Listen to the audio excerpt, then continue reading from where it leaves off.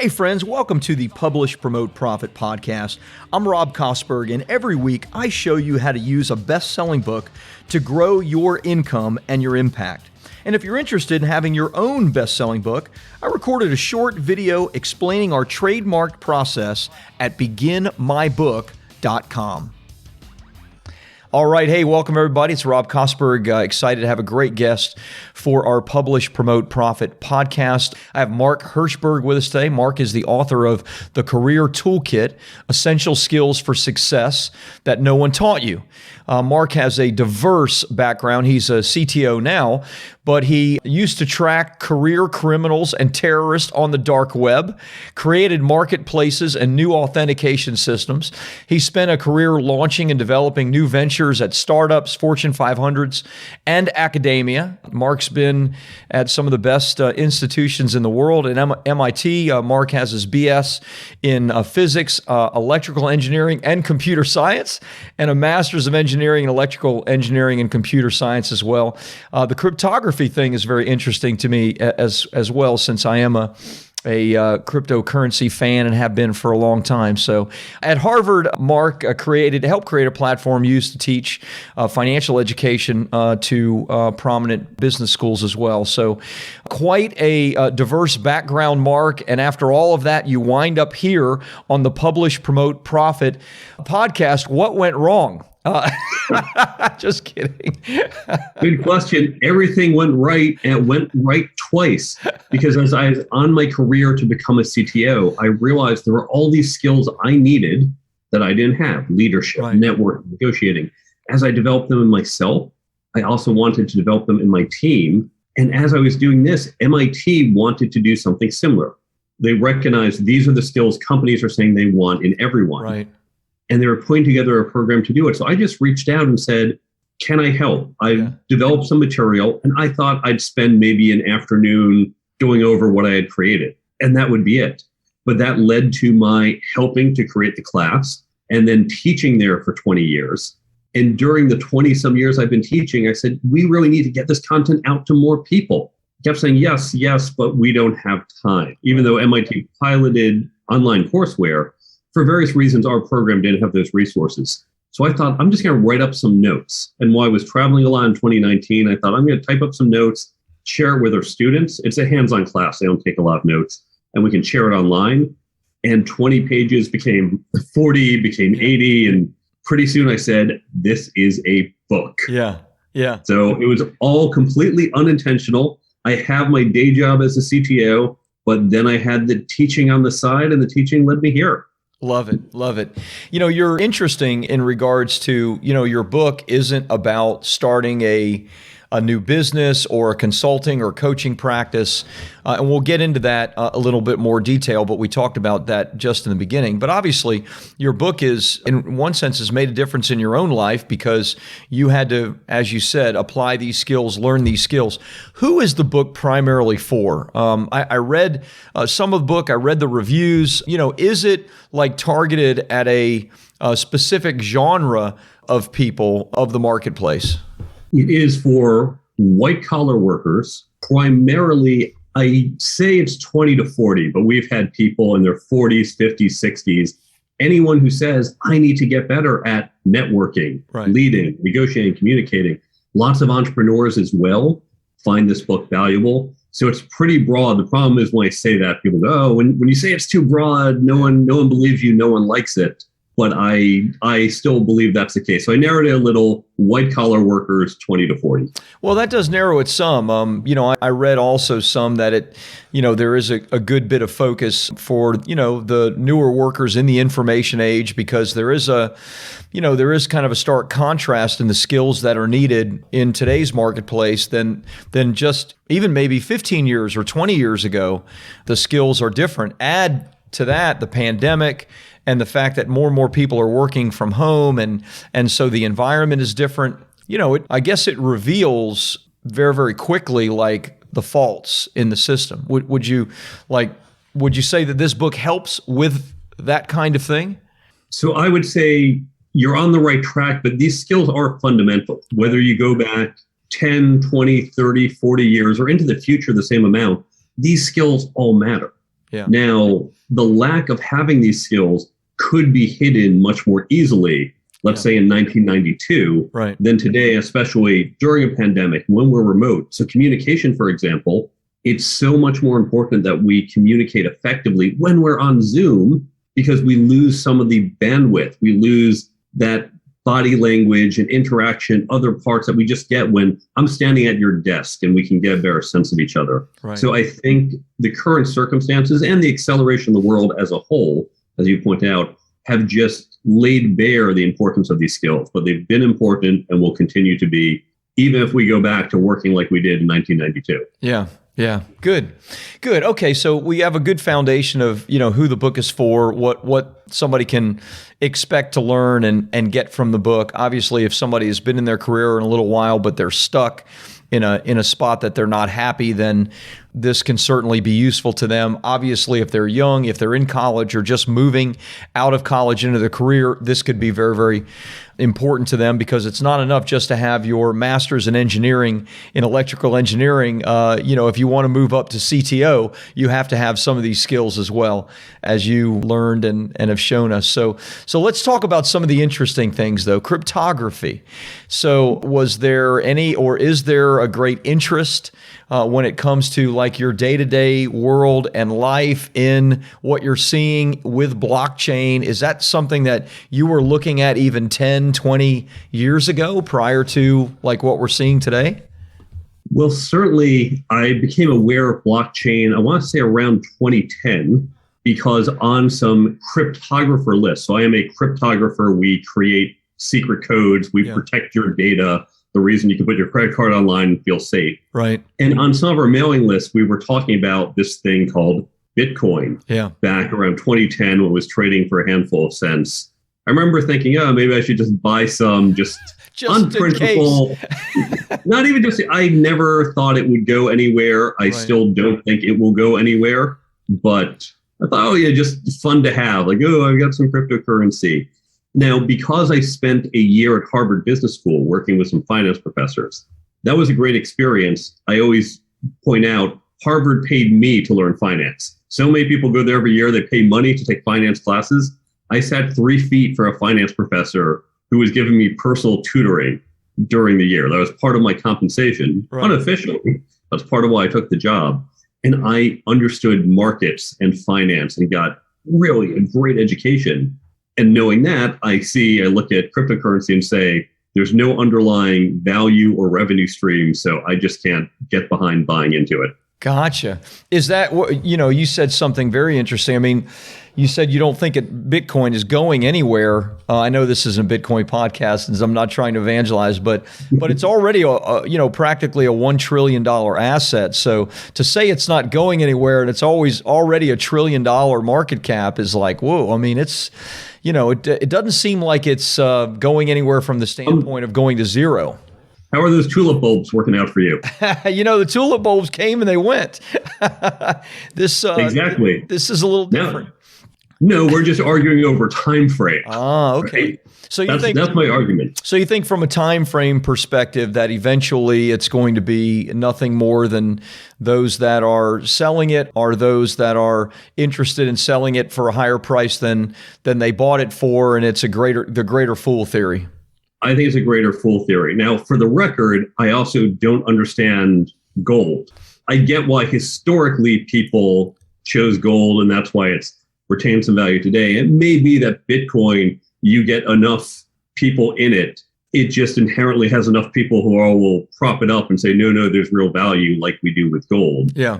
But I'm not buying it. Gotcha. Literally and figuratively. Understand. I just wanted to, not that you wrote a Bitcoin book and are a Bitcoin expert, but I thought, what the heck, cryptography sounded interesting. Let's at least go a little bit of ways down that rabbit hole. So I get that often. So tell me, what would you say, going back to your book and the subject at hand, what's some of the biggest mistakes that you cover in the book, but that you see people make? And let's talk more younger people. Let's talk people getting out of college and entering the workforce. What are some of the biggest mistakes that they make that you see and that you try to correct in the Career Toolkit? There are 10 skills in the book And these are skills you've all heard about, and yet we screw them up. So one, a career plan. Most people don't even have one, or the career plan is, well, I hope maybe I'll be a VP in X number of years. And that's it. That's the extent of their plan. Right. We know you'd never do a big project at work without having a plan. You'd never undertake a book without having your plan, right? What's your book proposal, a plan? Where are you going to market to? What's your timeline? How are you going to do all this? If someone came to you and said, I don't want to bother with that, you'd say no. Yeah. Your chances of success are slim to none. Yeah. And yet we say 5 years, 10 years from now, here's where I hope to be, but I'm not going to bother with a plan. So that's a common mistake, thinking we can't create a plan because it's too big, too long term, or that we're okay without having one. With networking, the idea is, oh, I'm connected to all these people on LinkedIn, and therefore, great, I'm well networked. Right. And there's a line in my book that actually came to me on a date, and I forget how we got on this on a date, but the line I came up with, I made sure I put in the book, saying that you're connected to someone on LinkedIn and that person's in your network. That's like saying you swipe right on Tinder and this person's now your significant other. Right. We'd say that's totally insane for Tinder, but on LinkedIn, no, we think that's rational. Yeah. So people, when it comes to networking, think I just add people or I collect business cards and I have a network. They don't understand the relationship part of it. Leading. So many people think leading is commanding and telling you what to do. And that's authoritative leadership, but not real positional leadership, which people don't understand until much later in their career. So each of the chapters, and really the way I wrote the book is each chapter has a mental shift, changing how you look at that particular skill, followed by, here are actionable things you can do to better execute on it. Love that. Love that. You know, I'm thinking of my kids. I have 3 boys. My youngest is 21. My oldest just turned 30. And one has an advanced degree in math and works for NASA. But we've talked more probably recently about his career path because, as you might imagine, NASA gives a great sense of purpose and that he's doing something great with his life, but his friends are making 4 or 5 times the amount of money that he's making at Google and Facebook. And so there is that sense of, I want to make more money, but I'm never going to make more money, here. So I am absolutely going to buy your book for all 3 of my kids. One thing you just said that I thought was really intriguing was the networking part. Can you talk to me a little bit about, just some practicals around the networking? So, I don't even know if they use LinkedIn as an example. I certainly know that my middle son does and is networked within where he works, but what are some practicals for them to network, to keep those relationships or build those relationships that they're going to need in 2 years, 5 years, 10 years, et cetera? I'd start with, here's a mentality that you need to teach them, which is focus on the relationship. Too many people think of networking as, I need a job. Okay, I'm going to go network and find a job. That's like saying, I have to go move this weekend. I'm going to go out to bars, meet a couple guys. Hey, great to meet you. Let me buy you a beer. Yeah. Good chatting with you. Listen, okay, come over this weekend. Help me move. I don't think so. That's right. You're meeting strangers and saying, I need. Right. Now, if we've known each other for 20 years, I could say, hey, listen, man, I need a favor. Can you come over? And you'll say, yeah, of course, Mark. Happy to help. So same thing. We need to build that relationship before we take. And the best way to build a relationship is to give, is to offer, is to meet and chat. And hey, how can I help you? So more than any action, I do have specific actions in the book, but the actions don't matter unless you get that mentality of, nice to meet you. I want to build a long-term relationship with you. Yeah. How can I be helpful to you? Love that. Love it. Beautiful. And I love that, first of all. But from a practical standpoint, any tips within the book about how to actually go about the networking itself? To get a date these days, you do have Tinder. I guess maybe I just answered my question. So is it something like using social tools like LinkedIn and letting those be the beginning of these relationships? Or is there something that's more like face-to-face, belly-to-belly, so to speak, or maybe both? What does that look like? I personally don't like to do the initial outreach on LinkedIn going, hey, let's connect. But if you do, that's fine. But you have to keep in mind, like Tinder, you can't just say we both swipe right, done. Yeah. Say that's the start. What's the next thing you do on Tinder? You meet up in real life for a date. Yeah. But that's what you have to do. when building your business relationships. So I go to real world events when there's not a global pandemic, and I meet people. Yeah. And I get to know them, I talk to them, and I follow up. I follow up with emails or phone calls, or we get together again. Not with everyone equally, just like I don't click with everyone on Tinder. Right. You don't click with everyone, but go out and meet people. Put yourself out there and get to know people. And in fact, I'll say podcasting is a great way to do that. Now, you meet all sorts of interesting people when you do this podcast. True. As an author, I've been going on podcasts and I've met all sorts of fascinating people. And if you haven't done a podcast, what you might not know is that we usually chat before or after the episode, and we talk and we get to know each other and we start building relationships. Yeah. Going on podcasts, that's a great way to meet someone. Very cool. You wouldn't, I mean, that actually surprises me. I mean, I understand that for someone like yourself who is an author, an instructor at MIT, et cetera. But what about, somebody that's in a middle management type? How would that, or is that just not applicable to them? So it totally is. First, we all have some story to tell if we can just figure out what it is and how to tell it. Yeah. It might be writing a book. It might be going on podcasts. It might be doing talks. You just have to figure out that story and how to make it compelling. But all of us have that. Yeah. But even if you don't want to do it, you say, I'm not the type of person to go put my story out there. Fine. Get out of your house, get out of your office, and go to an industry event. Every geographic community has groups for their industry, other people in that field. Get to know them or do other work unrelated. One of the best things I did to expand my network, I was a competitive ballroom dancer throughout my 20s. I saw that. Very intriguing. As active on the dance circuit, I'd go out to competitions. The ballroom world, it's not that big. We all tend to know each other. You see the same people over and over, and you build up friendships. So it could be a hobby. It could be going to your local church. It could be a nonprofit you do. But do something. And as you get out, go do things. The one thing I don't do, I never show up to something that is purely a networking event, where the whole point is just to go to network. It feels artificial, and people have dragged me to a few, and it's always like, okay, hey, how can I make money off of you? And maybe I'll let you make money off of me. But when you go to do your nonprofit work, when you go to do your hobby, when you go to do something you enjoy, listen to a talk, whatever it is, you're there because you have something of interest, and the other people around share that interest. And that's a good starting point. Love that. And so when you're meeting someone, you say, I don't know how to start that conversation. Like, hey, stranger, come here often. Like, oh, no, that feels weird. Well, you're at this activity. Hey, how did you get involved in this nonprofit? Yeah. What do you think of the speaker? What did you take away from that talk? Sure. How long have you been doing this? What do you hope to get out of doing this? Hey, I'm new to this particular hobby. What should I know? I'd love to hear your advice. Yeah. So there's lots of questions we can start out with to begin that conversation as the icebreaker. Yeah, be friendly and lead with the giving hand, which was the mindset advice that you gave, which I really completely agree with. Maybe you could even get invited to one of these legendary parties that you throw, Mark, in New York.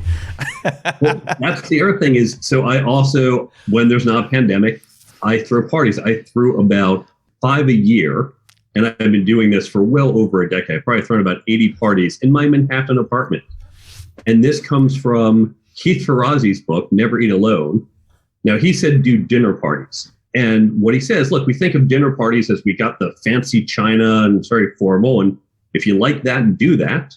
But it's also okay to do buffet or paper plates or keep it casual. If you're 23, no one's expecting good china.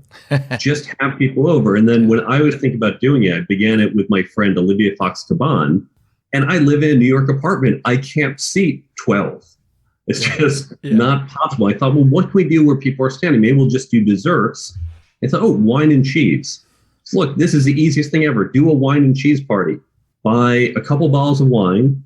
Have glasses. In fact, you can buy cheap wine glasses. I have the Solo red cups for mixed drinks, but I also have real glass wine glasses. It costs about $1 each, and I know every party I lose about 2 of them. Someone drops them. People bring wine, certainly at our age. Once you're in your 30s and 40s, people know to show up with a bottle. You buy some fruit, some cheese. There you go. there's your party. You get people over. And this is great because you bring people to you. I can catch up with 20, 30, 50 people all in one night. Yeah. Even the ones who don't come, well, I was just reminded to them, and they were reminded to me, like, oh, Mark, hey, I haven't talked to Mark in a couple months. Hey, Mark, sorry I can't make your party. How are you doing? Yeah. And so hosting events is a great way to build and to grow, meaning mature, the relationships in your network. I love that. Now, let's inspire people a little bit if we could. I don't know the answer to this, but what are some of the coolest things that have happened because of these dinner parties that you've thrown? Because I think that is just fabulous advice that people should take. But let's inspire them. Let's get them excited about what has happened from these various parties. Well, the most inspiring things, a couple kids came out of them. Well, okay. I have had one marriage come out of it with a few kids. I've had multiple relationships. Other than that one, I don't think others have lasted, but there have been dating relationships. Certainly friendships have come out of it. Yeah. People, in fact, two of my friends were very senior people at very competing tech companies, but they got to know each other over time. And we're certainly friendly to each other, even knowing their companies, of course, we're going head to head. Yeah. Bringing people together is great. Yeah. And by the way, authors, as an author, you should be doing this. I remember I happened to be channel surfing. This is 20 years ago. And R.L. Stine, I think it was a home makeover show for R.L. Stine, the writer of Goosebumps, is talking about his kitchen. And he said, well, when we did the kitchen, I was told I needed to expand the kitchen because during a party, everyone winds up in the kitchen anyway. It's true. And as an author now, I need to have parties. Now, he's a children's fiction writer. I'm sure he's not inviting little children over to the party. Yeah. I hope not. But all of us, no matter what book we're doing, we want to entertain and meet people and just be at the center of those connections, because that's going to help our reputation and our business. It's going to keep us top of mind within our network, which helps promote anything that we're working on. Love it. Great advice. Let's change gears. What I always like to talk about, and your situation is a little different, but not completely, is, we write books to make a difference. Authors always want to make a difference in their marketplace. They want to help people, but we also write books for our own purposes. Oftentimes it's building a business or starting to be a speaker or media, etc.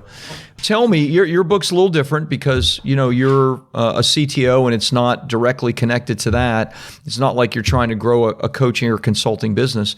But, what things are you doing to get your message out there with your book? How are you using your book? Obviously, you're on a podcast and probably many podcasts like this. So talk to me a little bit about what you're getting out of the authorship of your book and what it's leading to for you.